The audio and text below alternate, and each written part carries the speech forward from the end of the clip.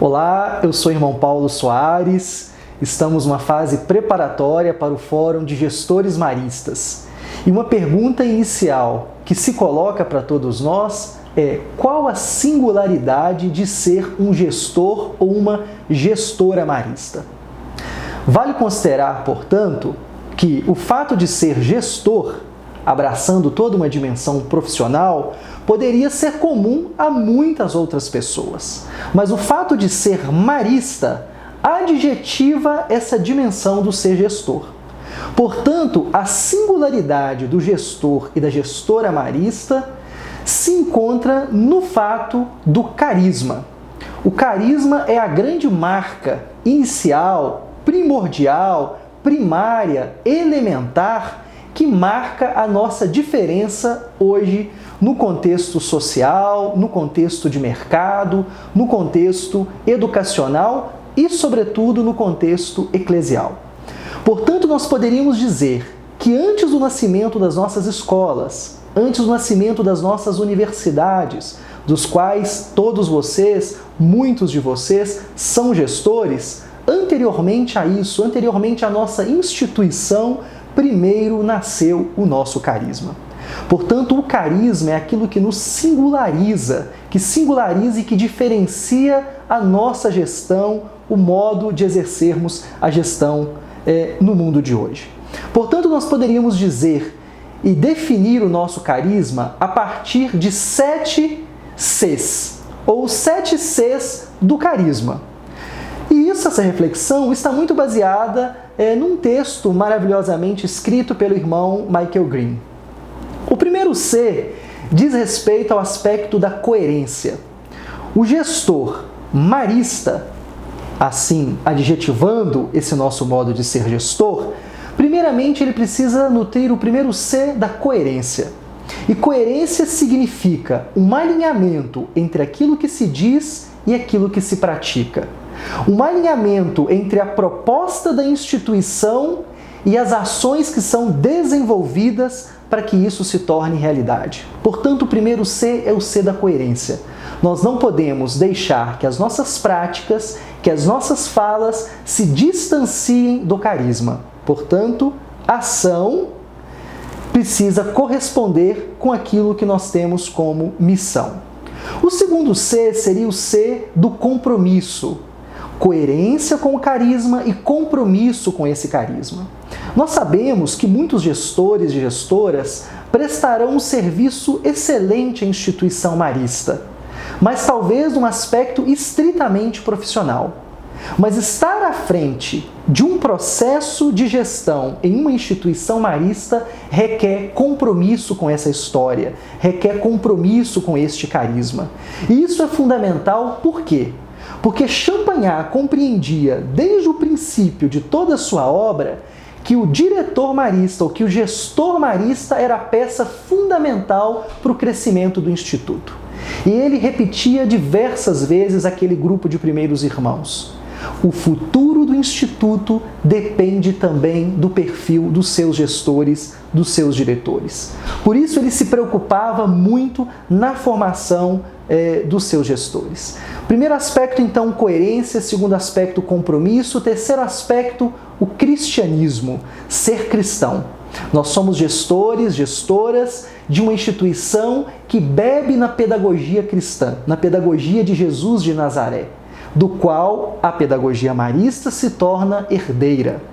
Portanto, a pedagogia de Jesus, ou a pedagogia cristã, ou o cristianismo, precisa ser algo acolhido, aceito com naturalidade, liberdade, também por aqueles que se dispõem a ser gestores e gestoras maristas. E tudo aquilo que implica a pedagogia cristã, a emancipação do ser humano, a solidariedade, a justiça, a paz, que são elementos que vão compondo a ética cristã. Portanto, coerência, compromisso, cristianismo, Depois nós podemos falar de um outro elemento que seria também a constância.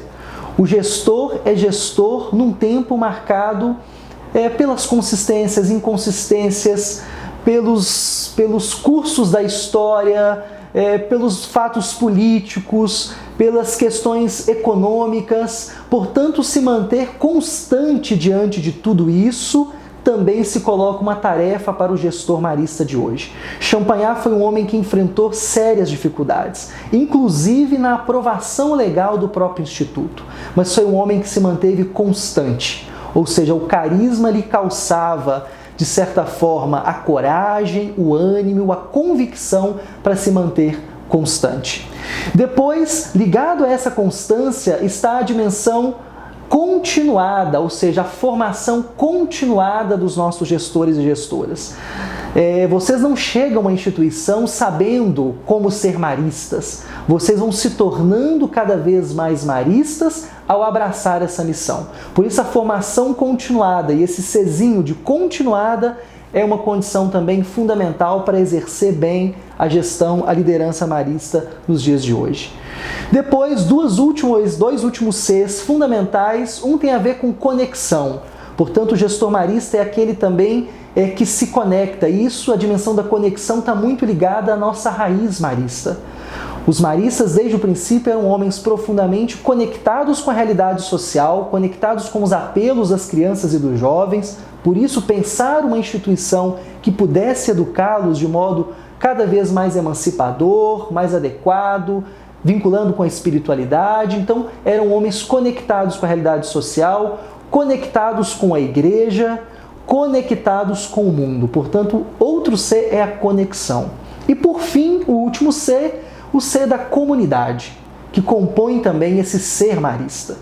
Portanto, os maristas não vivem isolados, mas eles se entendem como família global, como comunidades que se conectam.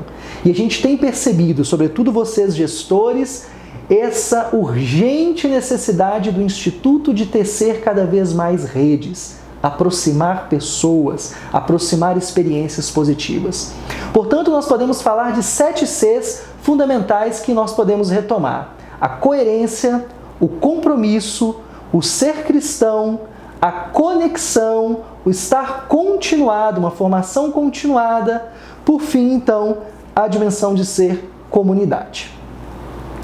Depois, então, se nós entendemos que o carisma é a dimensão elementar da gestão, nós partimos para uma segunda dimensão, o lugar onde essa gestão ou esse carisma se materializa. Portanto, o lugar onde o carisma ele se materializa, ele se concretiza, é nas nossas instituições. Portanto, é na escola, é na universidade, é na direção da escola, é numa pró-reitoria, é na condução e na liderança dos variados processos que nós temos e estabelecemos na nossa rede. Portanto, a escola e a universidade, os nossos outros empreendimentos, é o lugar de materialização deste carisma. Mas se eles surgem num segundo momento, porque o primeiro que nasce é o carisma e em sequência vem a instituição, quer dizer que essa instituição, essa escola, essa universidade, ela não tem a palavra final, porque ela está condicionada pelo tempo. A escola, a universidade, eles nascem para responder a apelos daquele tempo. Portanto, o modo como essa instituição se organiza, ela pode variar, ela pode mudar. Mas não aquele desejo primordial que a compõe, a motivação que a compõe.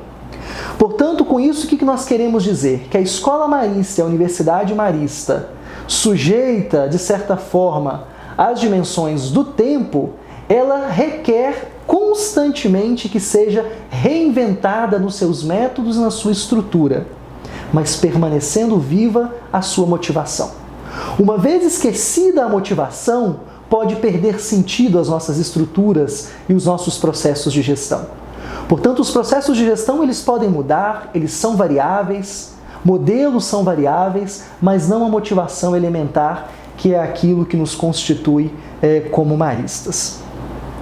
Portanto, nós podemos usar metaforicamente, ao se tratar do carisma, é que o carisma seria aquela espécie de ponto de partida do GPS, por exemplo.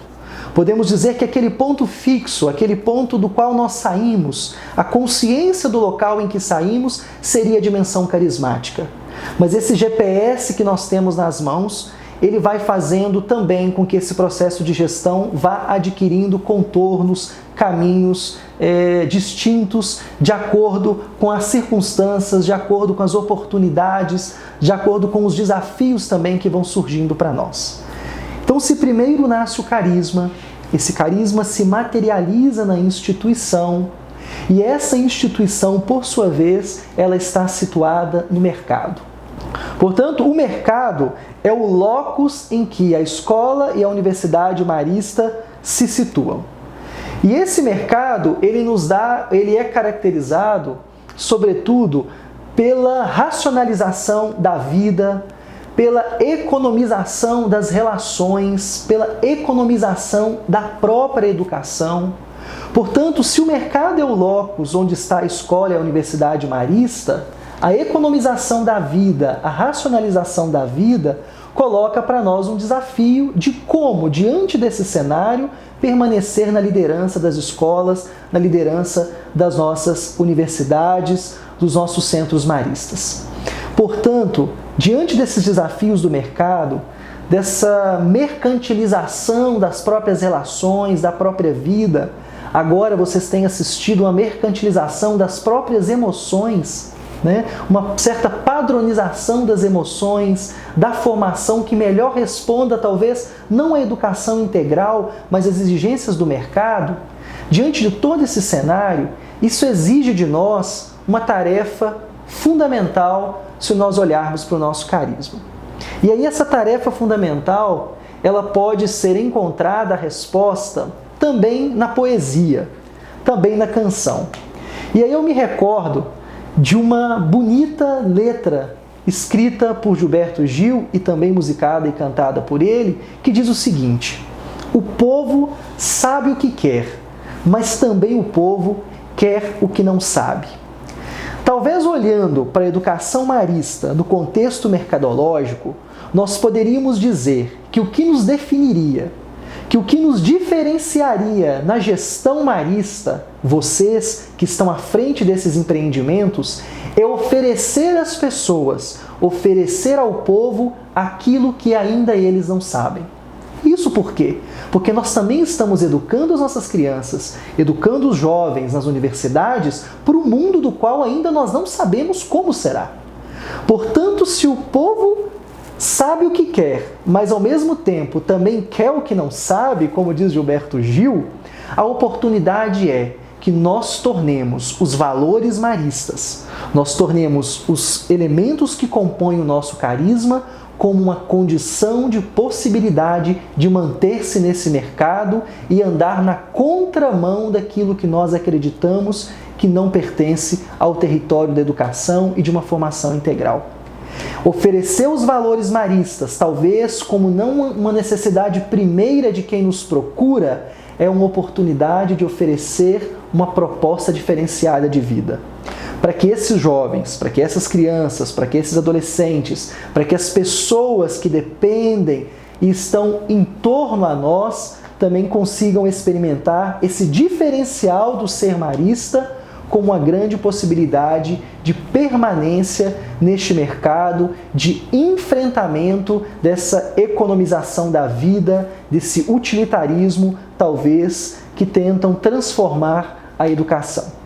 Portanto, aí está a singularidade do gestor, da gestora marista, e o nosso fórum será uma oportunidade de ampliar o diálogo, de ampliar as discussões e buscarmos juntos o perfil do gestor marista que o mundo contemporâneo espera de cada um de nós. Um excelente fórum a todos nós.